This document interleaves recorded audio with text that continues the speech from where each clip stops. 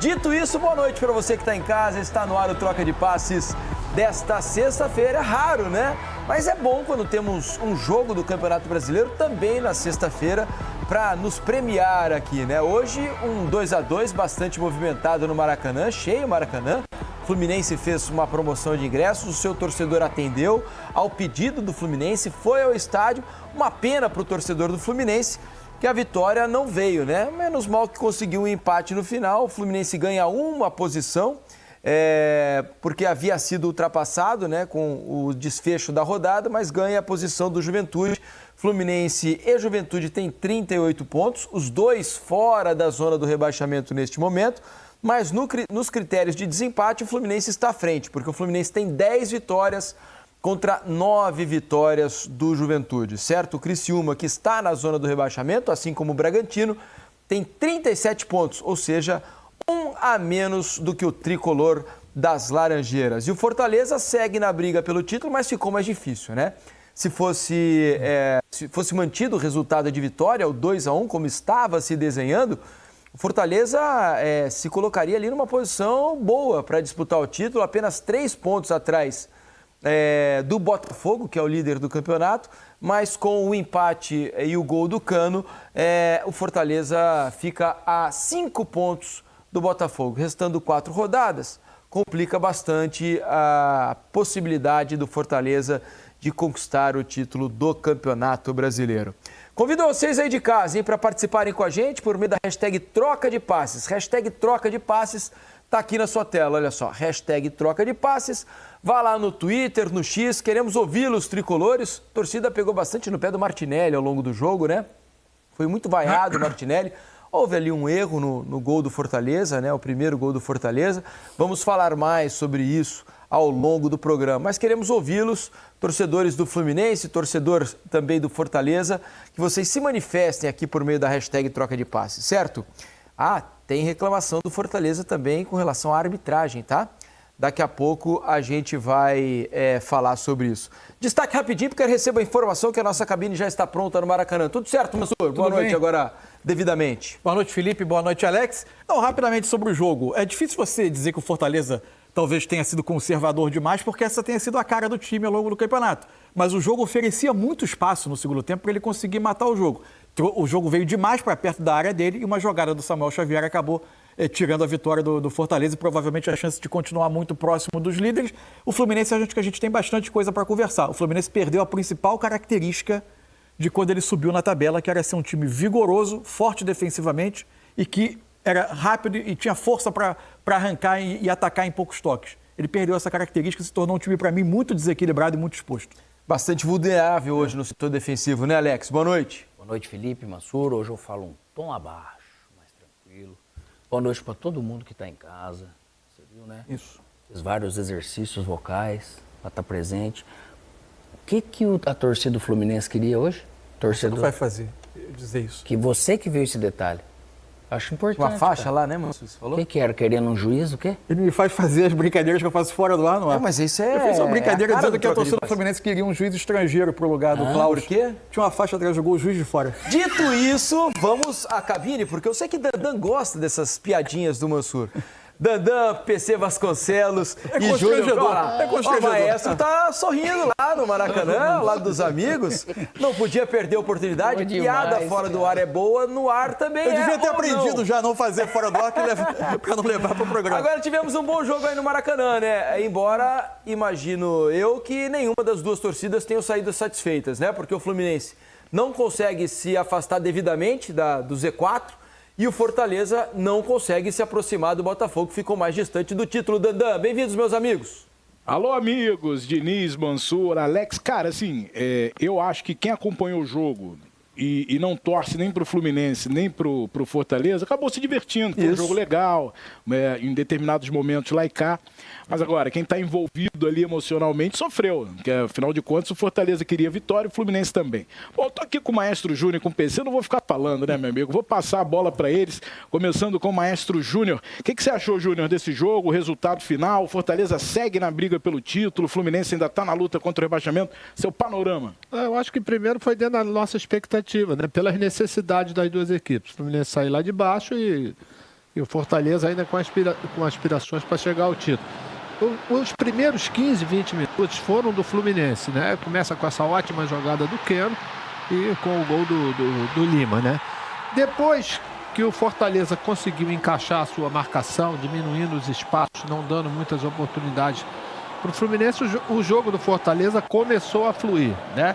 Primeiro, porque Martinelli e Lima tinham muito espaço para tentar cobrir, já que não tinham a ajuda dos homens de frente, e o Ganso muito mais sozinho para fazer a marcação. E a partir do gol de empate do Fortaleza, tomou conta do jogo praticamente até, vamos dizer, o gol de empate do Fluminense. Teve chance no segundo tempo, né, Paulinho, de poder definir o jogo, porque os espaços eram tantos, jogava em velocidade, acertava o espaço. Só que faltou eficiência na hora das finalizações. O Fluminense teve uma marcação defensiva bem desajustada, né? Que ofereceu muitos espaços à equipe do Fortaleza. E certamente, nesse instante, o Fortaleza está lamentando muito mais esse empate do que o Fluminense. Na matemática tricolor, tem 2 jogos no Maracanã contra adversários do andar de baixo. Um é o Criciúma na próxima terça e depois contra o Atlético Goianiense, está rebaixado. Já o Fortaleza viu a chance de se aproximar ainda mais de Palmeiras e do Botafogo, que lideram o campeonato, porque várias foram as chances criadas pelo Fortaleza. Então o lamento muito maior é pelo lado do Fortaleza. E aí o gol do Marinho, o Fortaleza virou o jogo ainda no primeiro tempo. O roteiro do segundo tempo não mudou muito, né, Júnior? Ele continuou com o Fortaleza dominando. Porque teve espaço, continuou criando as oportunidades. Você vê que os 2 gols do Fluminense, eles nasceram de jogadas individuais, né? A primeira do Keno, né? E depois a do Samuel Xavier pelo lado direito, com a participação do Renato Augusto na cabeça. Essa talvez tenha sido a melhor oportunidade do Fluminense no segundo tempo. Uma inversão do Martinelli, que terminou no chute do Arias, que ela parou entre as pernas do João Ricardo. Agora, o Mansur fez uma observação sobre a mudança de perfil do Fluminense. Eu diria que, do ponto de vista defensivo, foi uma equipe muito espaçada, oferecendo condições ao ataque do Fortaleza, a aproximação do Hércules, que fez uma excelente partida, enquanto nós estamos vendo o gol de empate. A jogada toda do Samuel Xavier, o toque do Renato Augusto, e aí o senso de oportunismo do Cano, que não faz uma boa temporada, mas é centroavante, né? Mas você vê um outro erro agora, por exemplo, eu acho que é o Kusevich que está na jogada. Na hora da cabeçada do Renato Augusto, ele vai para dentro do gol. Ele não saiu para marcar o gol.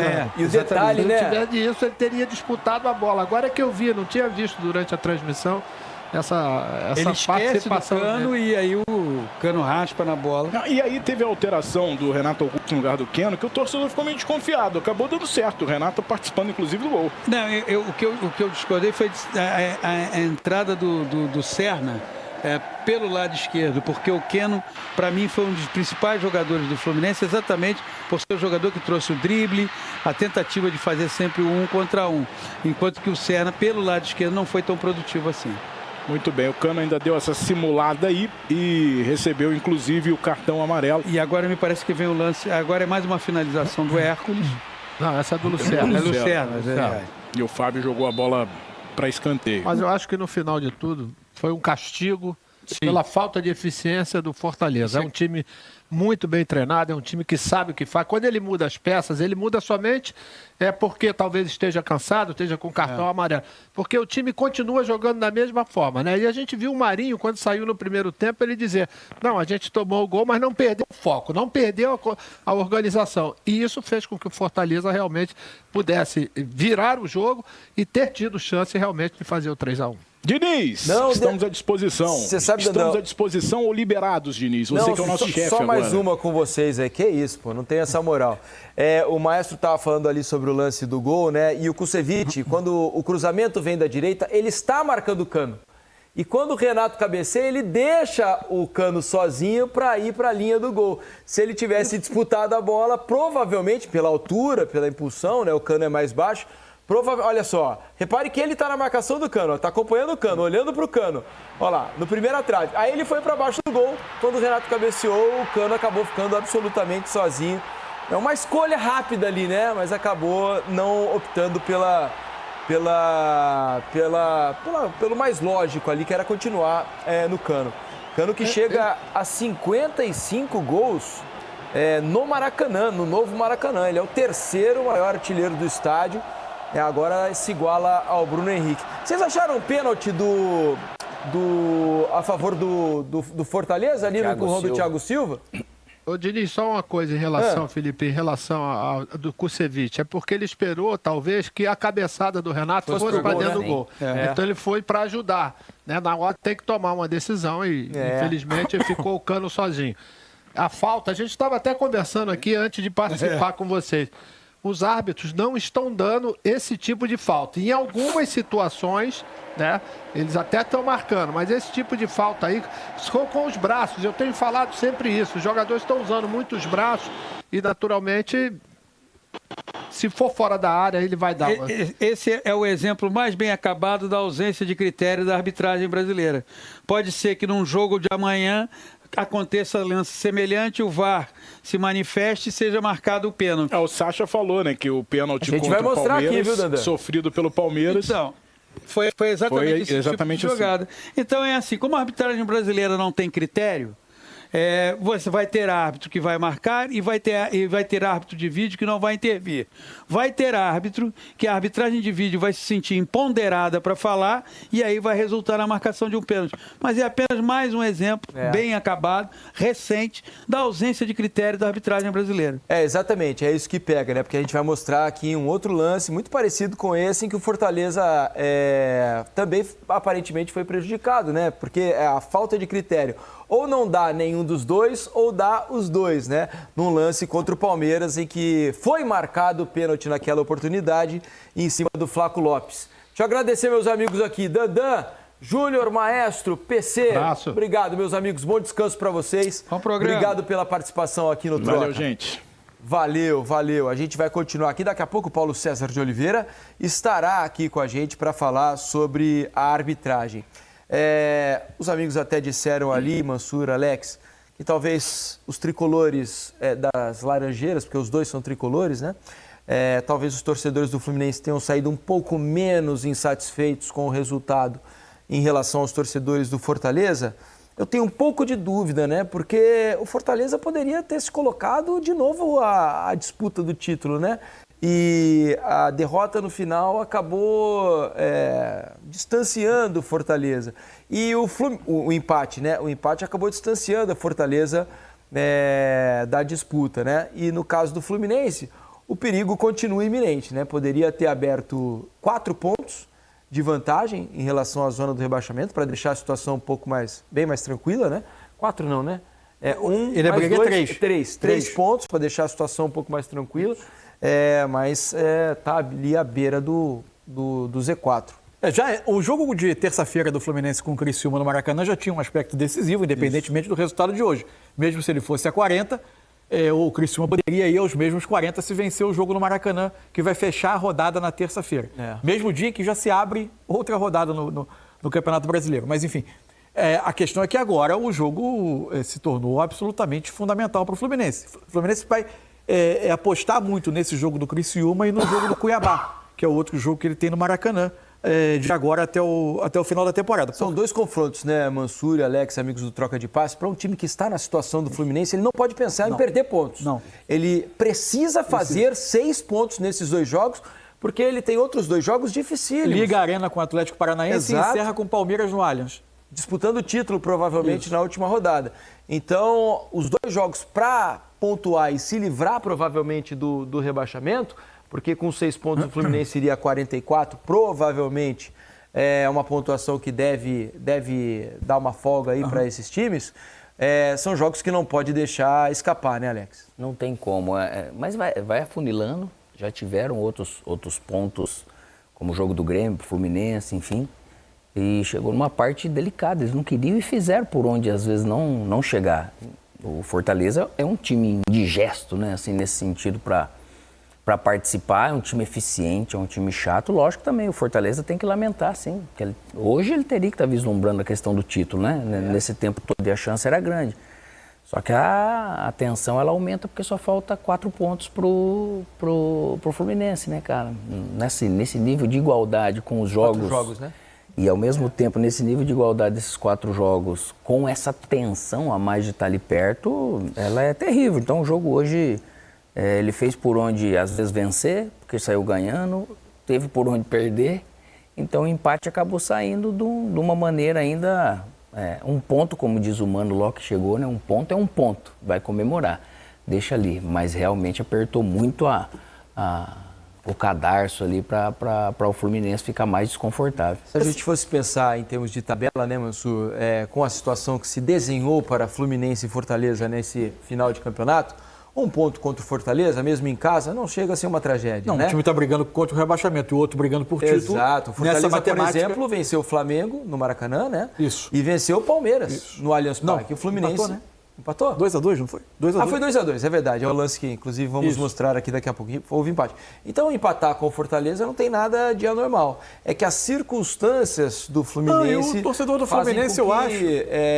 a exigência seja um pouco maior nessa reta final. Eu acho que o torcedor do Fluminense vislumbrou a possibilidade de tentar resolver ou encaminhar a resolução dessa questão. O Fluminense parecia ter encaminhado em dado momento do campeonato a solução e agora voltou. Para mim, assim, tem uma questão do Fluminense que é importante. Como é que o Mano dá a volta na situação que era muito ruim quando ele chega? Primeiro muda a característica da escalação, né? Era um time de muita qualidade técnica, mais qualidade técnica do que vigor. Diminui a média de idade. Ele baixa um pouco a média de idade, aposta em jogadores que chegam, traz o Cauã Elias praticamente efetiva, o Cano também tem uma questão de lesão, o Serna chega, ele começa a ter um time com um pouco mais de força para arrastar em contra-ataque, monta um time capaz de defender de maneira compacta mais atrás, ser seguro primeiro ser seguro, para depois, em estocadas, conseguir fazer os seus gols. E assim ele foi construiu uma sequência de vitórias. Então.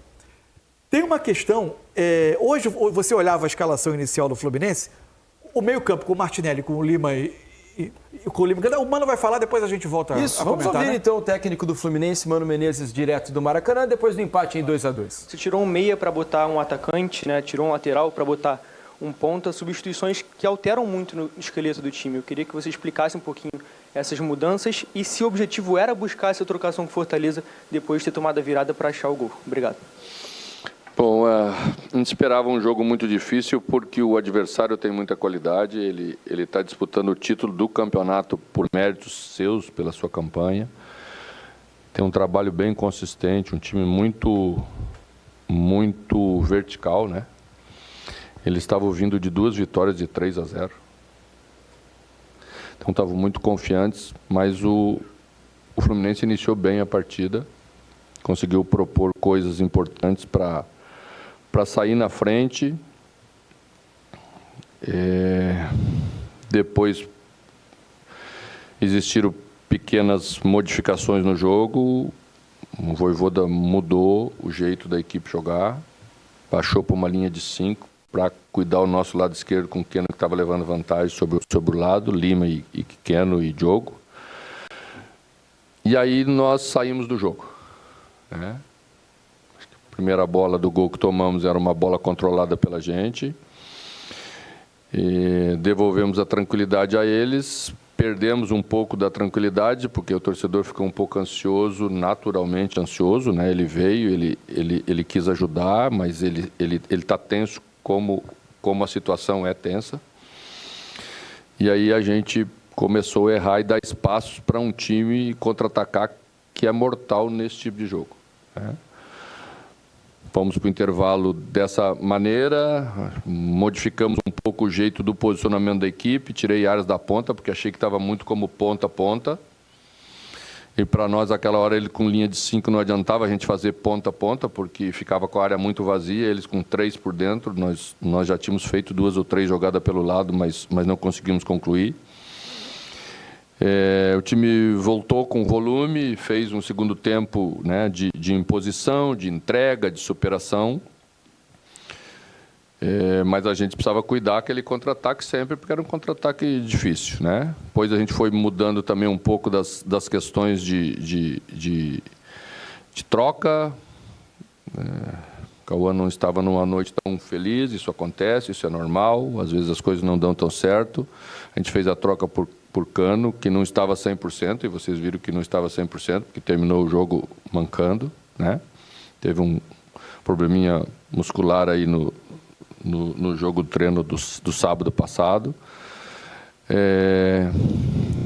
Coloquei 2 pontas, para pelo menos um tempo do jogo, um momento para tentar fazer alguma coisa diferente.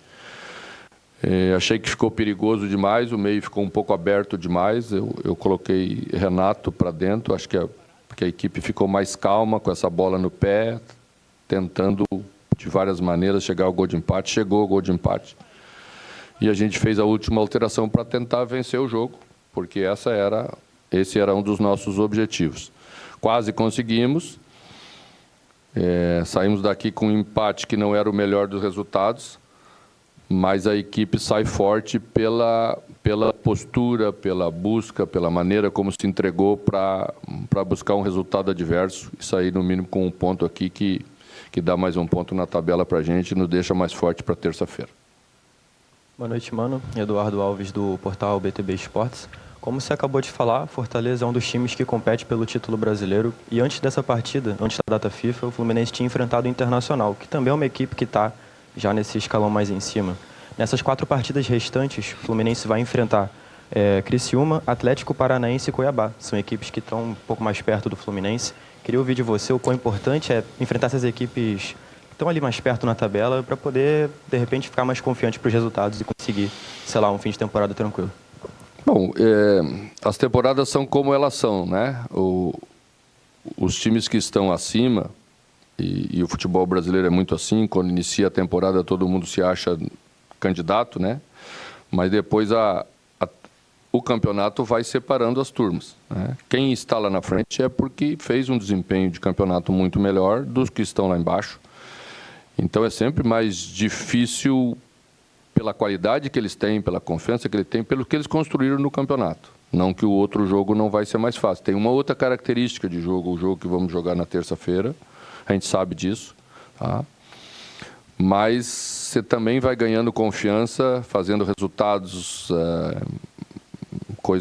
jogos bem disputados contra as equipes de cima, para que o torcedor enxergue na gente o time capaz de passar pelas equipes que temos pela frente. Não será nada fácil, mas eu tenho certeza absoluta que vamos estar mais fortes ainda na terça-feira. Tá aí, Mano Menezes falando em entrevista coletiva direto do Maracanã. Deixa eu mostrar para vocês aqui, aliás, uma análise muito coerente do Mano, né? Tem uma leitura muito boa ali do que aconteceu ao longo da partida. Vamos colocar aqui para vocês os próximos jogos, né? Os 4 jogos que restam para o Fluminense. Faremos o mesmo com o Fortaleza nessa reta final, só que pensando em termos de título, né? O Fluminense pega Criciúma, olha que jogo decisivo, hein? Fluminense e Criciúma, terça-feira, no Maracanã. O Fluminense precisa do apoio da torcida de novo, porque promete ser um jogo duríssimo, né? Como esse de hoje. O Atlético Paranaense recebe o Fluminense lá na Liga Arena, no dia 1º, ou seja, domingo da outra semana. Aí o Fluminense pega provavelmente já rebaixado ali naquela altura o Cuiabá, né? Provavelmente na penúltima rodada o Cuiabá já não terá mais chances de permanecer na Série A. E depois uma parada duríssima contra o Palmeiras, talvez disputando o título ainda do Campeonato Brasileiro, no Allianz Parque, no dia 8. Então são três não, né? Porque o Cuiabá não dá nem para chamar de confronto direto mais, porque só respira por aparelhos, né? Mas são 2 confrontos diretos, uma equipe já rebaixada e, na última rodada, Palmeiras candidato a título. Não é fácil a tabela ali, principalmente pelos confrontos diretos, né? O lado bom é que são 2 em casa. Então, o Fluminense vai apostar nos jogos do Maracanã para 43 pontos. A dúvida hoje é assegurar que 43 pontos serão suficientes. Vai depender. Hoje, você não consegue mais garantir que 43 pontos serão bastante.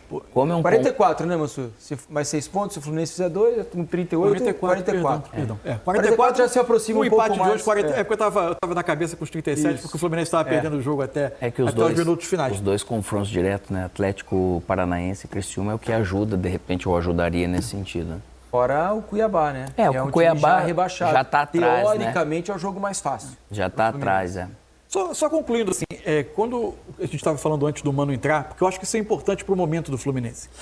Quando o Fluminense consegue dar a guinada no campeonato, ele dá com uma característica que era muito clara. Quando você olha hoje a formação com o Martinelli, com o Lima e com o Ganso, e o Lima ele não era um segundo volante o tempo todo. Ele era um jogador que se colocava muitas vezes à frente da linha da bola para receber quase como um outro meia. Tanto que ele faz o gol dentro da área numa jogada de linha de fundo. Cada perda de bola do Fluminense contra um time que encaixava muito bem a marcação e ganhava duelo, ela era muito complicada, causava uma enorme complicação para o Fluminense, com uma linha defensiva que já é de jogadores de uma média de idade alta e muito exposta. Porque o Martinelli, que era o último homem à frente dessa linha, ou talvez o único, por vezes, homem à frente dessa linha, não é um jogador de tanta imposição física, de embate. Ele sempre jogou, e nos grandes momentos do Fluminense, por vezes fazendo uma cobertura para o Marcelo ali pelo lado esquerdo, mas tendo o André ao lado dele. E aí é que veio um ponto. O Campeonato Brasileiro ele tem uma característica única, difícil de encontrar no mundo. Qualquer ponto do seu projeto esportivo que não funcione como você imaginou, a punição pode ser muito severa, porque o campeonato é muito duro, mesmo para um campeão da Libertadores. Então, o Fluminense que inicia o ano dobrando a aposta em jogadores de mais técnica, de menos vigor, e paga caro no início do campeonato com isso, e em dado momento ele dá uma guinada. Isso. Só que ao mesmo tempo tem um outro evento que eu acho que hoje está fazendo muita diferença. O Fluminense decidiu ano passado não vender o André em nome da Libertadores. Em tese, você não tem como dizer que não fez sentido. O Fluminense ganhou a Libertadores com o André. Só que em tese ele teve mais tempo para se preparar para a perda do André. Quando o André sai esse ano, sai ao mesmo tempo o Alexander.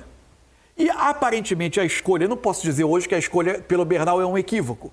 Mas até agora ele não parece ter convencido o Mano. Ao não convencer o Mano, o Fluminense está com o meio-campo sem vigor. E na medida em que o Mano tem optado por não iniciar com o Bernal, o Fluminense hoje se tornou um time muito mais vulnerável e de menos imposição física no meio do que é nos seus melhores momentos.